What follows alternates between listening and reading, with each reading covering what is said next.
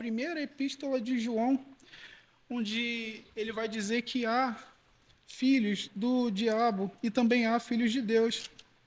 A passagem que eu estou mencionando seria o versículo 10 do capítulo de número 3. Nisto são manifestos os filhos de Deus e os filhos do diabo. Qualquer que não pratica a justiça e não ama seu irmão, não é de Deus. Nós vemos também o capítulo 8 de João, onde ele vai falar a respeito daqueles seus adversários. Jesus Cristo, ele estava sendo interrogado e ele falava acerca do seu ser, acerca do seu reinado. E os fariseus diziam: não, nós temos por pai a Abraão. Nós não cremos naquilo que você diz, mas Jesus disse: se vocês de fato fossem filhos de Abraão, vocês creriam nas minhas palavras. E ele vai dizer: antes de Abraão nascer, eu sou anterior, eu sou. E ele dá aqui aquela expressão que é relacionada ao ser de Deus. Ele vai falar acerca da sua própria divindade. Então, nós podemos nos achegar a Deus no primeiro lugar, porque nós podemos chamá-lo de Pai. Para muitos, essa expressão Pai seria algo como uma certa liberdade que a pessoa tem de se achegar de uma maneira irreverente na presença de Deus, no momento em que ela vai pronunciar a oração. Mas, na verdade, não. Nós olhamos para o livro de Provérbios e nós chegamos à conclusão a partir do capítulo de número 1, verso de número 7, que o temor é o princípio da sabedoria. Então, da mesma forma, a palavra de Deus diz que nós devemos ter ousadia, mas a palavra de Deus diz também que nós devemos ter temor. Nós devemos ter ciência a respeito do ser de Deus e nós, como súditos, devemos nos ajoelhar e, a partir disso, nós devemos nos encurvar diante da reverência daquele que é o Senhor de todo o universo. A primeira petição diz: santificado seja o teu nome. E nessa petição, dentre as 6 petições, normalmente é feita uma divisão, onde as 3 primeiras petições estão relacionadas à glória de Deus, à sua justiça, e as 3 últimas petições estão relacionadas às nossas necessidades. Na primeira petição diz assim: santificado seja o teu nome. E acerca dessa frase, dessa primeira petição, há 3 petições que estão incluídas nessa primeira grande petição. Aqui no Catecismo de Heidelberg diz o seguinte: quer dizer, faze primeiro com que te conheçamos em verdade. Então, quando nós estamos orando e pedindo que o nome de Deus seja santificado, nós da mesma forma estamos pedindo para que Deus se revele a nós, para que nós possamos conhecer a majestade do seu ser, para que nós possamos exaltá-lo e nós possamos meditar nos atributos de Deus, para que nós possamos reconhecer aquele que é o autor de toda a história. Quando nós olhamos para as divisões do Catecismo de Heidelberg, é feita uma divisão que, no primeiro momento, quando nós olhamos para a nossa situação, e essa é a resposta 2 da pergunta 2 do Catecismo, vai falar a respeito da nossa miséria. Quando nós meditamos a respeito da nossa miséria, nós vamos chegar à conclusão de que nós andávamos em inimizade à vista desse Deus. Nós não queríamos buscar aquilo que é reto. A luz veio ao mundo, mas todos nós preferimos andar nas trevas, porque as nossas obras eram mais. Adão se manifestou e ele se apresentou, Adão recebeu a visita do próprio Deus logo depois do momento em que ele havia transgredido a vontade do Senhor. E ele se escondeu. Ele olhava para si que as suas obras eram mais. Ele chegou a essa conclusão. E então, nós olhamos aqui para a grande petição, O catecismo se propõe a falar acerca da misericórdia, vai falar a respeito do amor que Deus teve para conosco, pois um dos pontos que também são mencionados no catecismo é a nossa salvação e, por fim, a nossa gratidão. Deus, ele nos salvou e, a partir disso, nós podemos nos achegar até Ele e chamá-lo de Pai. Nós podemos dizer e podemos pedir a Deus para que Ele nos conceda o conhecimento do seu ser. Mas algo que é relevante é que, em parte, nós já recebemos um conhecimento acerca do Deus, porque nós podemos chamá-lo de Pai. Nós já recebemos um conhecimento, mas quando nós dizemos santificado seja o teu nome, nós queremos pedir algo além. Nós queremos pedir para que essa revelação da parte de Deus continue e continue e continue sendo enviada a nós, para que a cada dia o Senhor possa se revelar. Quando nós olhamos acerca dos céus, nós podemos meditar que há algo que é maravilhoso em Deus, algo que é espetacular. A sua revelação acerca do seu ser é algo que é infinito e é insondável. E nós, no céu, nós o adoraremos eternamente. A cada dia, a cada momento, eu acredito que nós receberemos nova revelação, nós receberemos um novo contato com a glória de Deus naquele momento. Nós seremos cheios de uma revelação da parte de Deus que é maravilhosa. Os anjos se curvam diante da santidade de Deus, eles se prostram. Maravilhoso é o ser de Deus, maravilhosas são as suas glórias. Então, olhando para a palavra de Deus, nós podemos chegar a uma conclusão. Há dois tipos de revelação. Nós podemos conhecer e ter em mente a verdade de que Deus existe no primeiro momento, quando nós olhamos para a natureza. Nós podemos olhar para as obras da mão de Deus e, ao mesmo tempo, podemos chegar a uma conclusão de que Deus criou todas essas coisas. Nós olhamos, por exemplo, para o Salmo de número 19, onde a palavra de Deus vai dizer o seguinte: os céus declaram a glória de Deus e o firmamento anuncia a obra das suas mãos. Um dia faz declaração a outro dia, e uma noite mostra sabedoria a outra noite. Não há linguagem nem fala onde não se ouça a sua voz. Então, nós podemos olhar para a natureza e, da mesma forma, observar que Deus criou todas as coisas. A Bíblia também diz, no texto clássico de Romanos, no capítulo de número 1, que Deus criou a natureza e todas as coisas, e as suas obras, elas são perceptíveis. Muito obrigado.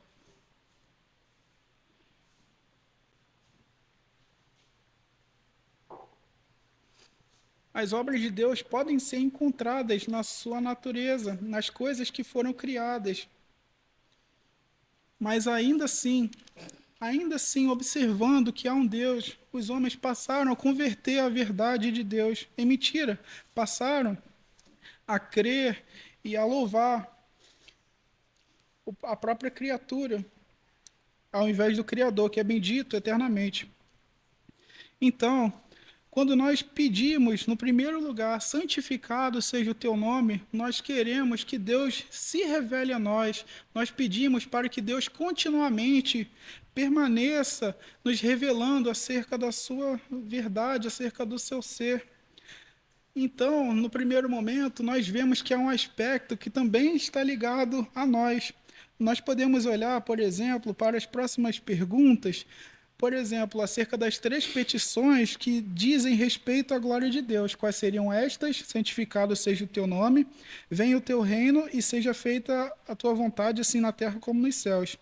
Na resposta da primeira petição, diz assim: faze primeiro com que te conheçamos em verdade. A resposta a respeito da segunda petição diz assim: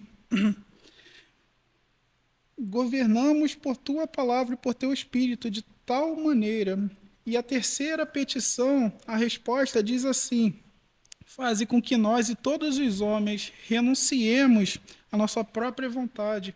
Então, nós olhamos que, embora realmente haja algo voltado para a glória de Deus, e nós vamos observar ao término desta aula que tudo isso está ligado à glória de Deus, é um pedido que vai fazer com que nós mudemos para a honra e glória de Deus. Quando nós pedimos que o Senhor seja revelado a nós, o nome dele seja santificado no nosso meio, nós estamos querendo glorificar a Deus. Quando nós pedimos para que o reino de Deus, da mesma forma que a vontade dele é obedecida nos céus, que da mesma forma seja obedecida na terra, nós estamos pedindo algo que é para a glória de Deus. Da mesma forma com que nós pedimos pelo alimento, também é para a glória de Deus. Então, eu fiz uma separação aqui, e o Zacarias Ursinos, ele fala a respeito desses pontos. Santificado seja o teu nome, tem relação, em primeiro lugar, com que conheçamos a Deus. Nós devemos conhecer a Deus dia após dia. Em segundo lugar, agora que eu conheço a esse Deus, eu também preciso honrar esse Deus. Eu pretendo falar também a respeito desse ponto. Por fim, ele vai falar que agora que eu conheço, agora que eu honro, que eu glorifico esse Deus, eu também preciso pedir para que ele me conceda a graça para que eu possa andar diariamente glorificando a esse Deus, andar no caminho de maneira que esse Deus que está nos céus, que é louvado, ele possa ser adorado, para que os homens olhem as nossas obras e glorifiquem o nosso Pai que está nos céus.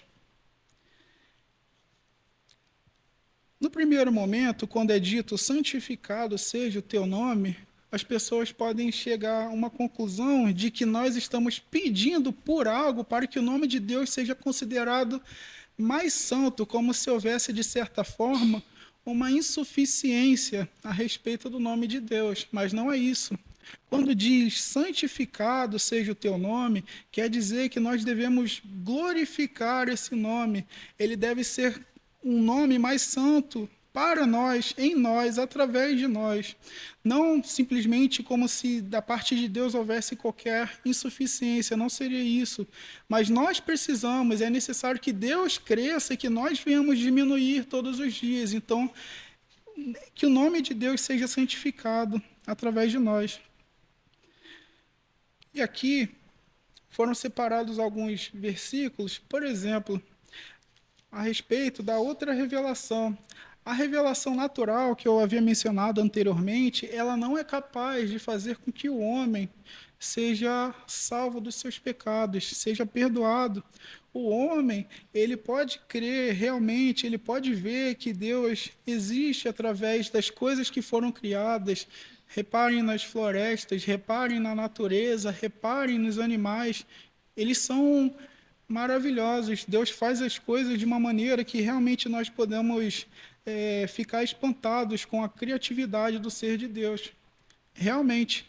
Porém, de acordo com a palavra de Deus, no texto de Hebreus, no capítulo 11, diz que sem fé é impossível agradar a Deus. E também vai dizer o seguinte: é necessário, no primeiro lugar, que a pessoa creia que Deus existe, mas também é necessário que essa pessoa creia que esse Deus, o nosso Deus, ele é galardoador daqueles que o temem, daqueles que o buscam. A palavra de Deus, no texto de Salmos, no capítulo de número 119, verso de número 105, diz assim: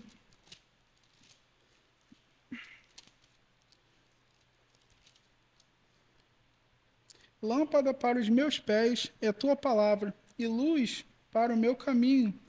Reparem, há uma revelação, e nessa revelação, os homens podem chegar a essa conclusão.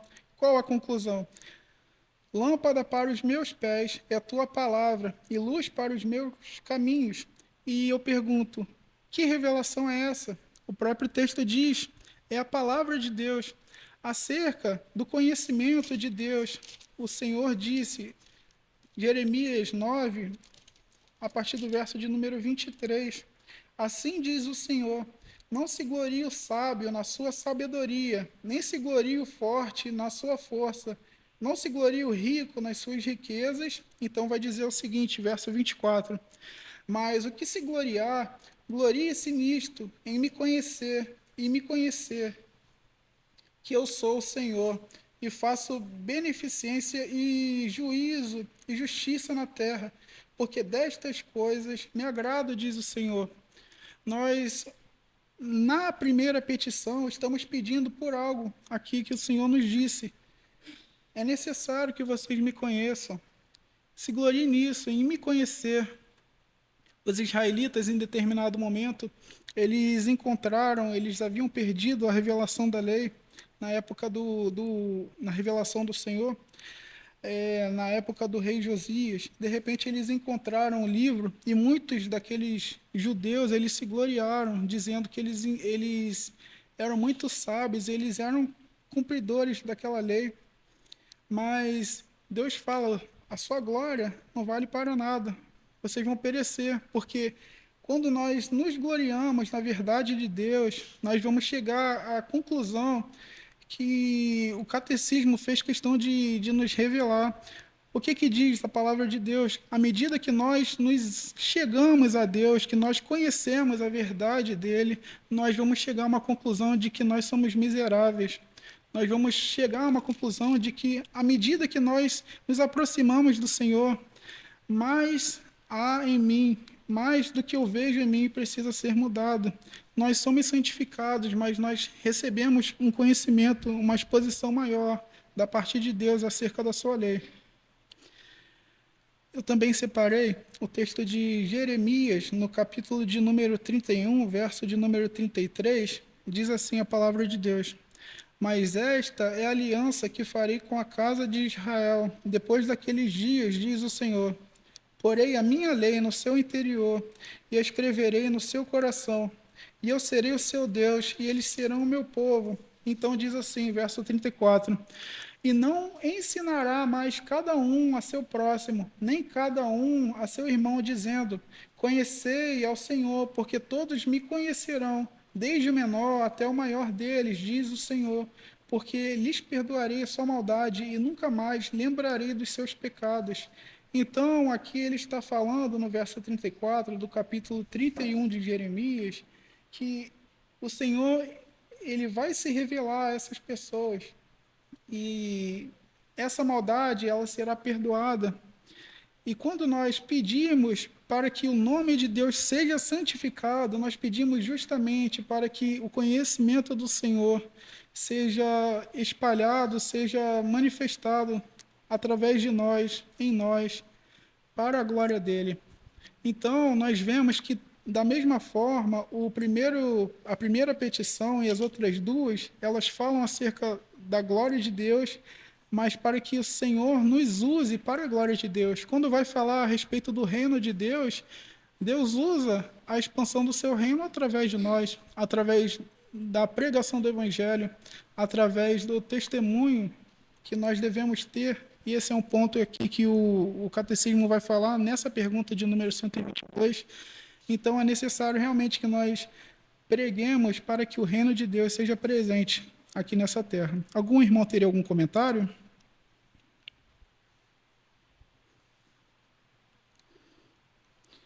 Ok. Além disso, o catecismo ele está nos falando a respeito daquilo que nós devemos fazer à medida que nós conhecemos a esse Deus. Ele está falando que nós devemos glorificar aquele a quem nós conhecemos. E na resposta, santificado seja o teu nome, quer dizer, faze primeiro com que te conheçamos em verdade. Em segundo lugar, e te santifiquemos, honremos e glorifiquemos em todas as tuas obras. Então ele vai fazer uma menção aqui aos atributos de Deus. Vai falar a respeito da onipotência, sabedoria, justiça, misericórdia e verdade.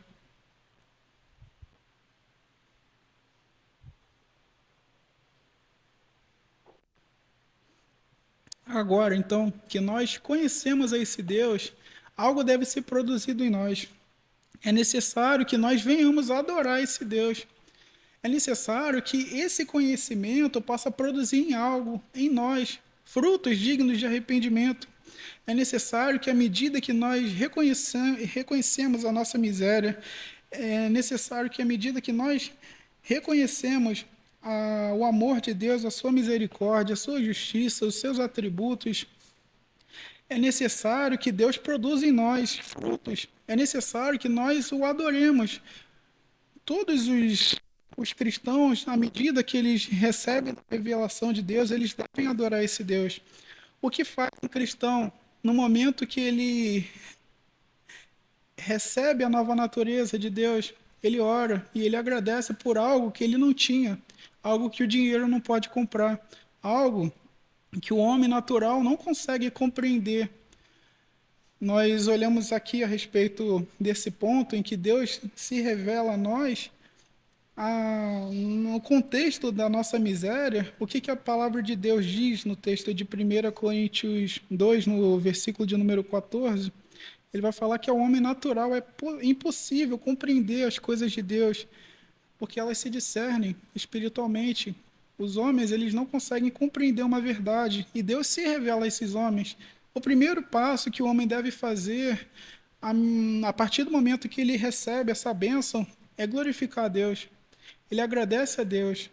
Então, aqui, quando nós pedimos para que o nome de Deus seja santificado, nós estamos também pedindo para que, a partir do momento que nós recebemos essa verdade, esse nome também seja glorificado por nós. É curioso, porque a palavra de Deus diz que nós devemos a todo instante orar. Nós vemos, por exemplo, o texto de 1 Tessalonicenses 5,17, onde ele vai falar que nós devemos orar sem cessar. Também, Paulo disse aos Filipenses que todas as nossas petições devem ser conhecidas diante de Deus pela oração e súplica com ações de graças. E a partir disso, a paz de Deus, que excede a todo entendimento, guardará os nossos corações em Cristo Jesus. Ou seja, da nossa parte deve haver predisposição de orar. Eu me recordo muito de alguns pregadores recentes que eu ouvi, e eles falam a respeito de calvinistas, de pessoas que conheceram a doutrina reformada, mas ao mesmo tempo essas pessoas, elas entendem, elas recebem um conhecimento maravilhoso a respeito da soberania de Deus, a respeito da história que foi escrita por Deus, da maravilha que é a doutrina, que Deus escreveu todas as coisas antes que qualquer coisa tenha sido feita, antes da criação, antes do tempo, ele escreveu toda a história. E recebem esse conhecimento, e a partir disso, essas pessoas são tentadas a deixarem de orar, como se elas tivessem o livro da revelação da história nas suas mãos. Mas não é possível. É necessário, Deus diz em sua palavra, porque aquele que ora, ele busca uma comunhão com o próprio Deus. Aquele que ora, ele busca ouvir e ser ouvido pelo próprio Deus. Deus disse em sua palavra. E é curioso, esses hipercalvinistas, eles não somente não oram, mas eles também não buscam qualquer santificação. Eles não buscam qualquer tentativa de evangelizar uma pessoa, porque eles dizem muito bem, as pessoas, elas serão chamadas, se Deus escreveu, necessariamente essas pessoas serão chamadas, mas na verdade não, Deus, ele trabalha no meio. Ezequias, ele poderia muito bem ficar no canto dele, sem orar, no momento em que ele recebeu uma profecia por meio de Isaías, mas o que ele fez? Ele orou e pediu mais anos de vida. Ou seja, Deus trabalha nos meios. Deus, o Deus que queria, no primeiro momento, dar mais 15 anos ao rei Ezequias, ele mesmo pediu para que, no momento em que o rei Ezequias recebesse essa profecia da parte de Isaías, ele mesmo se levantasse e ele virasse para a parede, se encurvasse e orasse. por mais e mais anos de vida. E foi o que o Senhor concedeu. Quando Deus, no primeiro momento, ele pegou uma virgem, ele escolheu uma virgem para que essa mulher recebesse a bênção de parir o Senhor que criou todas as coisas, o verdadeiro Deus e a vida eterna, o Senhor Jesus, ele também trabalhou no meio. Ele fez com que José, que no primeiro momento ele quis se afastar, mas de uma maneira a não envergonhar Maria, mas Deus enviou um anjo para que José ele fosse e se mantivesse firme naquele propósito, porque era da vontade de Deus. Nós vemos a profecia que foi escrita por Isaías cerca de 700 anos antes do nascimento do Messias. Nós vemos, por exemplo, o livro de Isaías no capítulo 7, verso 14, onde diz: Eis que a virgem conceberá e dará à luz um filho. E esse nome, o nome do filho, ele será Emanuel, que quer dizer Deus conosco. Ele salvará o seu povo dos seus pecados. Então, Deus ele tinha um propósito. Ele tinha um propósito que Maria tivesse um filho, a virgem. E ele trabalhou nos meios. Ele trabalhou nos meios. Da mesma forma, Ezequias. Deus, ele queria que Ezequias orasse para que ele tivesse mais 15 anos de vida. Deus, ele também faz o mesmo conosco. Talvez até mesmo para alguns, quando eles recebem alguma resposta negativa a respeito de alguma petição que eles fizeram a Deus, Spurgeon diz o seguinte: pense que Deus te ama tanto, Ele te ama tanto, que Ele está te dando uma oportunidade de pedir por algo que é maravilhoso, mas Ele está te pedindo que você ore novamente, peça novamente, porque Ele quer te ouvir. E é interessante que muitas das nossas orações realmente podem ser orações com um certo vínculo de pecado. Talvez nós podemos orar a Deus interessados nos nossos deleites, nas nossas concupiscências, nos nossos desejos desenfreados. E Deus, muitas das vezes, não nos concede. Mas por que Ele não nos concede? É para o crescimento do seu reino em nós, através de nós. Nós olhamos para aquilo que Tiago disse à igreja no capítulo de número 4, no verso de número 3. Diz assim: Pedis e não recebeis, porque pedis mal para gastardes em vossos deleites. Homens pediam coisas, mas eles não pediam algo que agradava a Deus. Será que isso daí acontecia somente na época de Tiago, ou será que hoje em dia isso acontece também? Nós vemos em igrejas pessoas que pedem por muitas coisas, mas que na verdade nós sabemos que não vão agradar a Deus e fazem de Deus como se fosse transformam Deus em uma espécie de mordomo. Aqui eu vou me sacrificar e lá na frente eu vou ter algo que vai me produzir uma bênção terrena, uma bênção nessa vida, uma prosperidade nessa vida. E com aquilo que eu recebo da parte de Deus, eu não uso para qualquer benefício do reino de Deus, dos seus filhos. Eu peço a Deus para receber um carro e eu não uso desse carro para levar os meus irmãos para a igreja. Eu peço a Deus para receber uma casa e, ao mesmo tempo, eu fico escondido nessa casa. E eu não sou hospitaleiro para com os meus irmãos. E essas pessoas querem converter a imagem de Deus em mamão.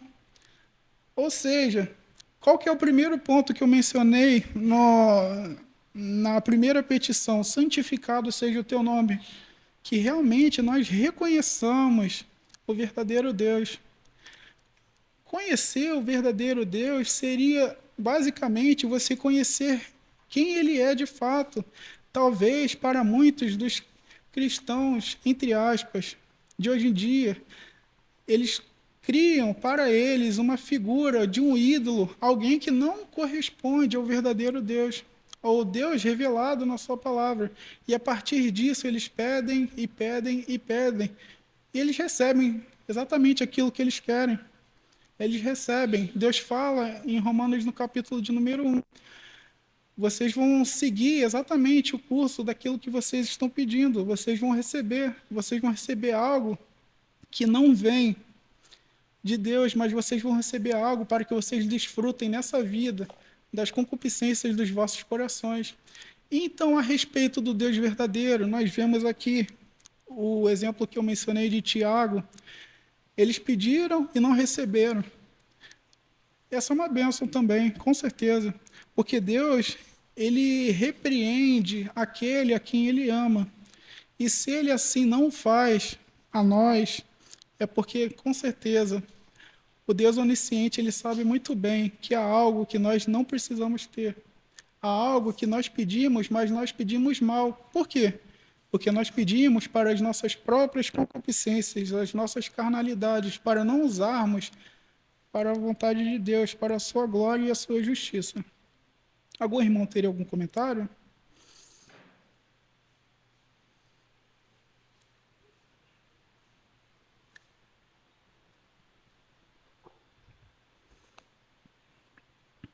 Ok. Oi.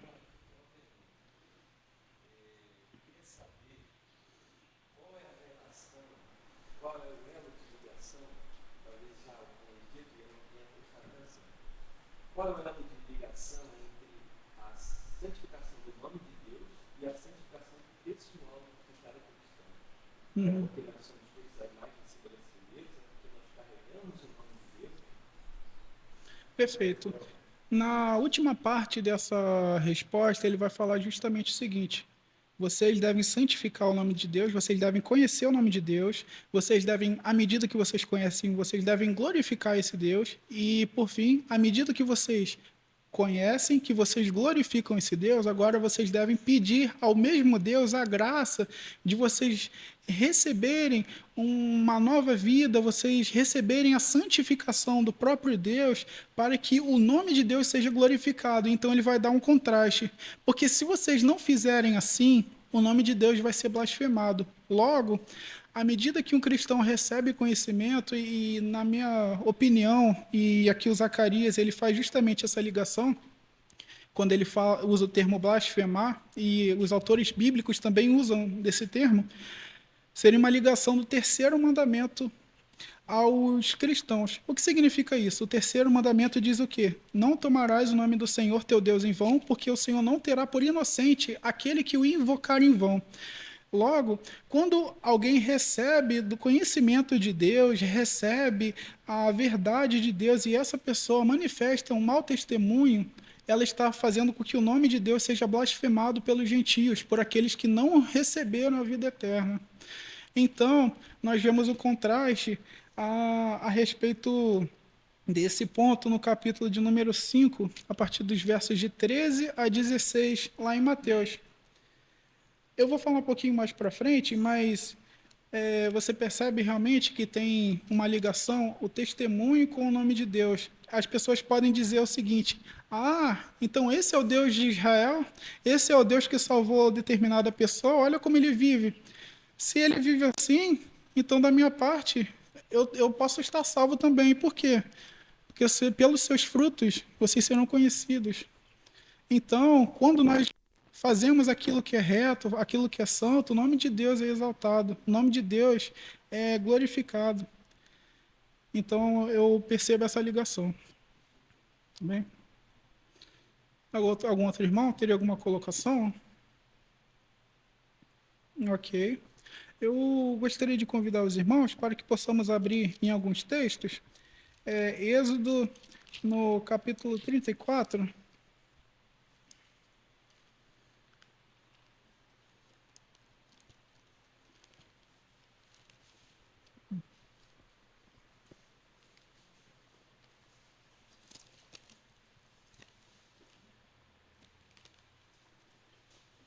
Êxodo 34, versos 6 e 7. Moisés havia pedido para que Deus mostrasse a sua glória. E nenhum homem pode sobreviver, pode se manter vivo e ver a glória de Deus. Então Moisés viu, recebeu um pouco dessa revelação.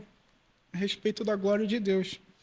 E diz assim o verso de número 6: Passando, pois, o Senhor perante ele, clamou: Ó Senhor Deus, misericordioso e piedoso, tardio em irar-se e grande em beneficência e verdade, que guarda a beneficência em milhares, que perdoa a iniquidade e a transgressão e o pecado, que o culpado não tem por inocente, que visita a iniquidade dos pais sobre os filhos, dos filhos, até a terceira e quarta geração.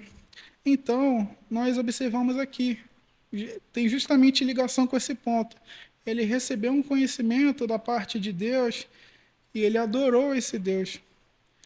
Então, nós vemos que se da nossa parte não há a glorificação de Deus, talvez tenha algo errado com o primeiro passo. Qual seria o primeiro passo? Que nós devemos pedir pelo conhecimento de Deus.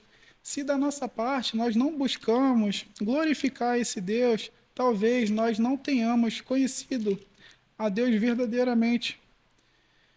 No Salmo de número 119, também, a partir do verso de número 137, a palavra de Deus diz o seguinte: Justo és, ó Senhor, e retos são os teus juízos. Os teus testemunhos que ordenastes são retos e muito fiéis.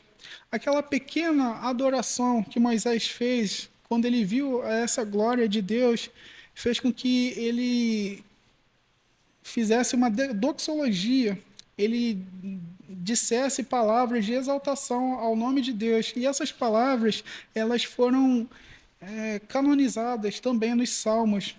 Os Salmos falam muito a respeito dessas verdades.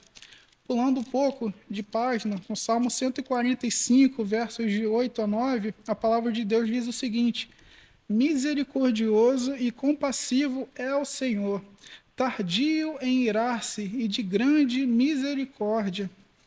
O Senhor é bom para todos, e as suas misericórdias são sobre todas as suas obras. Então, nós vemos aqui os salmistas glorificando ao Senhor e falando a respeito dos seus atributos.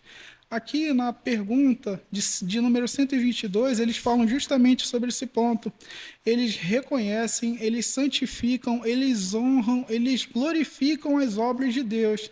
E então, aqui uma menção à onipotência, à sabedoria, justiça, misericórdia e verdade. É curioso também, algo como um desdobramento que nós devemos buscar nas nossas vidas, quando nós recebemos o conhecimento da verdade de quem Deus é, o que nós devemos fazer? Nós devemos meditar nos seus atributos. Deus é justíssimo, que a sua justiça possa, dia após dia, ser presente no nosso mundo. Deus, ele é reto, que o nosso mundo possa andar em retidão. Deus, ele é sábio, que busquemos então sabedoria, como diz Tiago, a igreja, no capítulo 1, verso de número 5. Deus é onipotente e diante de uma situação difícil eu posso pedir àquele que tem todo o poder, aquele que para ele não há qualquer limite. Ele é poderoso. Então, nós conhecemos, então nós glorificamos. E a partir de agora, também, no que compreende a primeira petição, nós podemos chegar e pedir o seguinte: para que nós possamos solicitar a Deus a graça para que andemos de acordo com essas verdades. É o ponto 3 do Catecismo de Heidelberg na sua resposta. Ele diz o seguinte: em que brilham tua onipotência, sabedoria, bondade, justiça, misericórdia e verdade. E também vai dizer o seguinte: faze também com que dirijamos toda a nossa vida, nossos pensamentos, palavras e obras de tal maneira que o teu nome não seja blasfemado por nossa causa, mas honrado e glorificado. E aqui gostaria de ler um texto clássico que eu já mencionei, seria o texto de Mateus, no capítulo de número 5, nos versos de número 13 a 16. Algum irmão poderia ler, por favor? Mateus 5, versos de 13 a 16.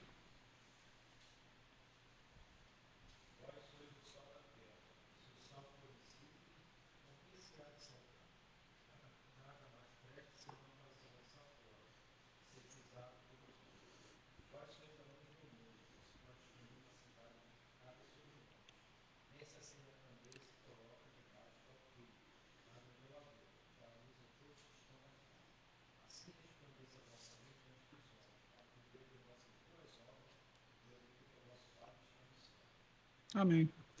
Os irmãos perceberam aqui que o irmão Breno leu? Ele fala que as nossas obras devem ser manifestadas.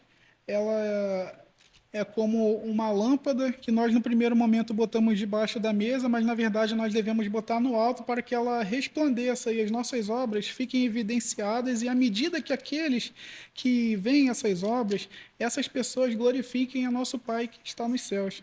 E nós olhamos aqui também para uma espécie de paradoxo. No início de Mateus 6, quando Jesus vai falar a respeito das orações, dos jejuns e das esmolas que são dadas pelos fariseus. No primeiro momento, nós podemos olhar e ter uma certa dúvida. Nós olhamos para os fariseus, eles queriam mostrar algo que eles não tinham no interior. Agora, Jesus Cristo, ele diz lá em João 8: Eu sou a luz do mundo. Vocês são a luz do mundo. Então, ele vai falar que aqueles que possuem algo devem demonstrar. Então, reparem, Deus fala que nós devemos manifestar essas boas obras, e os fariseus eles não deveriam, e também isso vale para nós, não devemos orar com o fim de sermos salvos, com o fim, perdão, de sermos exaltados pelos outros homens. Deus disse na sua palavra: estes já receberam o seu galardão. Mas aqui há uma orientação e é algo que deve ser automático nas nossas vidas. Será que nós buscamos algo que é reto simplesmente para que nós possamos ser bem vistos pelos outros homens? Alguns homens, fora da igreja, eu digo, porque dentro da igreja é muito fácil, mas fora da igreja, quando as suas vidas são sondadas pelos ímpios a respeito destes homens, eles podem dizer: este realmente vai até o fim acerca das coisas que esse mesmo homem acredita. Ele cumpre aquilo que ele acha reto, aquilo que a palavra de Deus acha certo. Ele vai até o fim nesse ensino. Ou, quem sabe, esse homem pode dizer o seguinte a respeito de um ímpio: não, ele não manifesta uma verdadeira fé. O ímpio pode dizer o seguinte: não, esse homem, ele não glorifica ao Pai que está nos céus. Então, como algo prático, eu gostaria de perguntar aqui, e nisso está ligado a primeira petição, está ligada. De acordo com a sua vida, meu irmão, fora da igreja, o que os outros podem dizer a respeito de vocês? O que os irmãos que estão aqui, eles podem sondar fora dessas quatro paredes, melhor dizendo, o que os ímpios dizem ao vosso respeito? Será que eles dizem que vocês são bons, que vocês são honestos, ou não dizem isso? Então seria uma meditação para todos nós. Algum irmão teria alguma colocação? Alguma dúvida? Todo mundo está entendendo, né? Então, somente perguntando para vocês, se vocês entenderam bem, no que compreende a primeira petição, dividindo em três tópicos? Algum irmão se habilita a responder? Eita. Ninguém se habilita? Pode, por favor. Seria primeiro pedir para que Deus aumentasse o nosso conhecimento dele, para ele se nos desse graça para conhecê-lo mais. Uhum. A partir desse conhecimento que ele nos dá, glorificarmos, exaltarmos ele cada vez mais, conhecendo os atributos e quem ele é. Uhum. E a partir desse conhecimento de quem ele é, dos atributos direcionarmos nossa vida em retidão e santidade. Então, implica em conhecimento de Deus, exaltação do Deus e vida santificada. Amém, perfeito, é isso mesmo. Eu conheço e no meu trabalho eu já vi os dois contrastes. Eu vi pessoas que são da igreja e nasceram na igreja desde pequenos e infelizmente eu ouço dos ímpios coisas muito ruins a respeito dessas pessoas, porque essas pessoas não demonstram, de acordo com as suas obras, de que elas nasceram de novo. Mas eu também já ouvi e já vi, conheço pessoas que, a partir do momento que essas pessoas entraram na igreja e receberam esse conhecimento da parte de Deus, essas pessoas que eram consideradas como impacientes, como maus funcionários, como reclamões, como funcionários que não tinham qualquer predisposição em trabalhar, faziam tudo depois de muita luta, essas pessoas mudaram totalmente. Mas por que essas pessoas mudaram? Elas passaram a entender a respeito do Evangelho e também essas pessoas passaram a buscar a santificação do nome do Senhor no nosso meio. Para encerrar, eu gostaria de pedir aos irmãos para que possamos ler 3 textos da palavra de Deus que falam a respeito desse último ponto, agora no aspecto negativo. Qual seria o aspecto negativo? Para que os homens blasfemem o nome do Senhor. Pode falar. Essa sequência apresentada por fora também mostra que pode haver um certo tipo de hipocrisia na oração, quando nós pedimos que o nome de Deus seja santificado, mas nós fazemos isso só com as palavras, né? Nós não temos nenhuma intenção de coração de colocar isso em prática na nossa vida. Então, a pessoa é capaz de chegar em oração e fazer esse pedido, que o nome de Deus seja santificado, mas ela não está disposta lá no seu íntimo, ela sabe que ela não está disposta, por exemplo, a abandonar o seu pecado, ela sabe que ela vai lutar pelos mesmos erros. É diferente da pessoa que tem a intenção de abandonar o seu pecado e eventualmente ela perde, né? Às vezes ela também no pecado, eventualmente, uma fraqueza, mas ela tem uma intenção sincera de abandonar aquele pecado, isso é uma coisa, mas nós somos hipócritas na oração muitas vezes quando nós pedimos coisas com a boca, né? Como Jesus disse, assim, pouco me honra com os lábios, mas seu coração está distante de mim. Quando nós pedimos coisas em oração, mas quando nós terminamos a oração, nós voltamos a práticas totalmente diferentes daquilo que nós acabamos de pedir. Então, nós temos que, em oração, vigiar as intenções do nosso coração, né? Há esse tipo de aspecto. É verdade. Quando Jesus fala em Mateus 6 a respeito dos fariseus hipócritas, e ele fala dos gentios que usam de vãs repetições. Da nossa parte, realmente, como o irmão Henrique falou, pode ser que haja uma hipocrisia nesse sentido. Nós estamos basicamente cumprindo uma tabela, cheque. Oração da noite foi realizada com sucesso. Mas não é isso. As nossas intenções, os nossos corações. Quando, por exemplo, eu gostei muito de algo que você mesmo disse, o irmão Henrique, quando a gente vai orar, quando a gente vai comer, eu vou comer, então, como eu estou com fome, eu estou com fome, então eu vou comer e acabou. O prato já está lá na minha frente, está tudo certinho, tudo pronto. A comida foi feita com uma boa vontade, tudo está certo, está tudo lá na minha frente certinho, então eu vou comer. Não. Mas eu tenho muita vontade de comer. Não. Não, mas eu estou com muita fome. Não. Por quê? Porque nós devemos parar e meditar que aquela comida, ela só está na nossa mesa porque o Deus de toda a terra, ele cuidou de nós, ele preparou todos os alimentos para que eles chegassem à nossa mesa e a partir disso nós temos esse benefício da parte dele. Ele faz com que a chuva caia sobre os justos, sobre os injustos. Então, a partir disso, nós nos calamos, nós paramos um pouco e nós meditamos naquele que é o Senhor. Então, a partir disso, nós agradecemos e então nós comemos. O John Wesley, ele falou em determinado momento que quando ele fazia jejum, ele não basicamente, no jejum que ele fazia, ele deixava de comer. Mas naquele tempo que ele usava para comer, ele passava esse tempo orando, algumas vezes ao longo do dia. Não, ele fala assim, porque o jejum verdadeiro não é simplesmente você deixar de comer e está tudo bem. Ele usava aquele tempo que ele tinha para comer e ele parava e ele estava orando. Um outro pastor, em determinado momento, ele tinha uma rotina que era muito frequente na sua vida. Ele chegava em casa depois do trabalho e ele passava 2 horas assistindo televisão. E então ele falou o seguinte: caramba, o que que eu posso fazer para agradar mais a Deus? Então ele passou a desligar aquela televisão. Ele chegava em casa do trabalho e ele passava aquele tempo que ele consumia conteúdos na televisão, ele passava daquele tempo orando. E a partir de determinado momento ele até vendeu a televisão dele. E ele viu que realmente Deus começou a falar com ele de uma forma grandiosa. E isso daí é um bom exemplo para as nossas vidas, eu acredito. Com certeza. Os irmãos... Pode falar.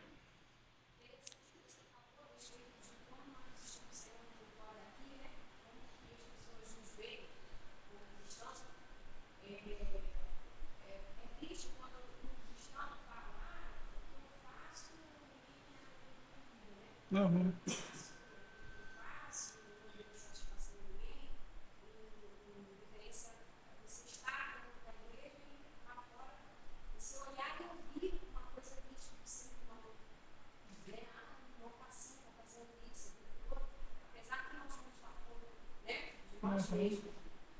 Na presença de Deus. Mas o caso interessante que aconteceu comigo foi: eu desci uma igreja onde eu fiz um trabalho com a irmã em Cristo, eu trabalhei com essa irmã em Cristo, e logo em seguida assim, a irmã já estava saindo da igreja. Aí ela foi para outra denominação e lá eu descobri que ela deu um testemunho que Deus deu um carro para ela, né? Que aleluia, glória a Deus, e ela foi contemplada, orou, e o Senhor pediu muito um carro para o trabalho dela, tal. Só que essa irmãzinha estava me devendo. E ficou me devendo até hoje. Então, quer dizer, as pessoas às vezes não sabem nem assim, que ela, né, através da oração, lá que eu pedi a Deus, pedi para o Senhor que eu pudesse ficar, e tudo que eu peço Ele me dá, tudo que eu oro Ele faz. Eu falei assim, gente, como que pode? Aí a outra irmãzinha veio, Jonas, você não sabe muito, eu gostei muito lá. Deus, que ela orou, Deus contemplou ela com o carro, e além disso, ela deu uma festa para a filha dela, e foi uma bênção o testemunho dela. Muito legal a festa, o carro, e até hoje a irmã não me falou. Então, isso a gente falou. Poxa, muito triste. Muito triste, realmente. Eu ia falar uma coisa, mas eu esqueci. Tem alguns versículos que eu separei. Romanos, no capítulo de número 2, verso de número 21. Paulo aqui fazendo o que ele costuma fazer. Ele normalmente, eu vejo isso, por exemplo, no capítulo 6, no capítulo 9 também, ele cria um interlocutor imaginário e um questionador, normalmente é um judeu. E aqui ele faz uma pergunta interessante, verso de número 21 do capítulo 2 de Romanos. Porquanto... Perdão, 2, isso. Tu, pois, que ensinas a outro, não te ensinas a ti mesmo? Tu que pregas que não se deve furtar, furtas? Tu que dizes que não se deve adulterar, adulteras? Tu que abominas os ídolos, cometes sacrilégio? Tu que te glorias na lei, desonras a Deus pela transgressão da lei? Nós observamos que o mau testemunho, ele desonra a vontade de Deus, desonra o nome de Deus. Também a palavra de Deus diz na primeira carta de Paulo a Timóteo, no capítulo de número 6, verso de número 1. Diz assim a palavra de Deus: todos os servos que estão debaixo de jugo estimem a seus senhores dignos de toda honra, para que o nome de Deus e a doutrina não sejam blasfemados. Observem esse ponto. Para que o nome de Deus e a doutrina não sejam blasfemados. Funcionários, vocês devem buscar seus melhores funcionários. Eu gosto muito do livro Santos no Mundo, que é um livro que fala dos puritanos e até mesmo a respeito das orações, eles falam que os puritanos eles tinham costume, ao final do dia, de observarem cada ponto do seu dia, e eles olhavam para as suas faltas, e eles pediam perdão a Deus por esses pecados, coisas que no primeiro momento para nós parecem tolas, podem parecer minúcias, coisas muito pequenas. Por exemplo, eu me lembro de uma oração de um puritano que ele acordou tarde e ele pediu a Deus para que Deus o perdoasse, porque o comerciante já havia levantado a sua barraca, ele já tinha começado a vender os seus produtos, mas ele, no seu empreendimento de oração, ele ainda não tinha começado a trabalhar. Ele havia se dormido, se esquecido, e ele ainda não tinha começado a orar, a pedir a Deus. O comerciante já havia começado a trabalhar antes dele, e ele pediu com lágrimas nos olhos para que ele pudesse buscar a vontade de Deus e buscar orar a Deus. Também a palavra de Deus diz no livro de Tito, no capítulo 2, verso de número 5, também é um texto bem conhecido, eu vou ler a partir do verso 4, para que ensinem as mulheres novas a serem prudentes e amarem seus maridos, a amarem seus filhos, a serem moderadas, puras, boas donas de casa, sujeitas a seus maridos, a fim de que a palavra de Deus não seja blasfemada. Então aqui há também uma orientação. Mulheres, amem seus maridos, amem seus filhos, porque se vocês não fizerem assim, se vocês apresentarem mau testemunho diante dos homens, a palavra de Deus será blasfemada. Portanto, não se comportem dessa forma. Antes, busquem conhecimento com as mulheres que são mais experimentadas, as mulheres mais velhas na fé, para que elas ensinem corretamente como vocês devem proceder nos seus casamentos, nas suas famílias. Algum irmão teria algum comentário? Ok. Eu vou pedir, por gentileza, a irmã Sara Cardoso para que faça uma oração, por favor.